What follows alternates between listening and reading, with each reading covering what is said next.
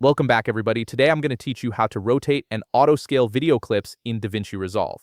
Whether you're fixing footage that was shot sideways or adjusting your video's dimensions to fit your project perfectly, these tools will give you complete control over your clip's orientation and scaling. Let's start by opening your DaVinci Resolve application. Once it launches, you'll see several workspace options at the bottom of your screen. Go ahead and click on Edit. This is the main editing workspace where you'll spend most of your time working with video clips and making adjustments like the ones we're about to cover. Now, when it comes to rotating your video clip, DaVinci Resolve actually gives you two different methods to choose from, and I'll show you both so you can decide which one works best for your workflow. For the first method, click on the video clip you want to rotate in your timeline. Once it's selected, look over to the left side of your viewer tool and you'll see several icons.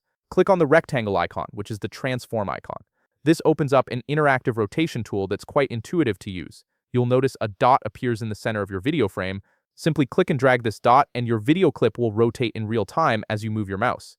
This method is great when you want a quick visual way to eyeball the rotation angle. The second method gives you more precision. Click your video clip again, then on the upper right corner of your screen, click on Inspector. This panel is your control center for all clip properties. Within the inspector, click on Video to expand those settings. You'll see an option labeled Transform. Go ahead and click on it. Now you'll see a parameter called Rotation Angle.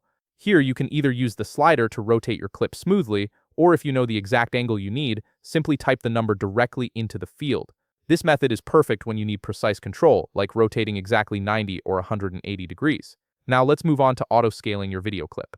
While you're still in the inspector, look for the section labeled Retime and Scaling and click on it to expand those options. You'll see a drop-down menu next to the word Scaling. Click on this drop-down and you'll be presented with 4 different scaling modes: Crop, Fit, Fill, and Stretch.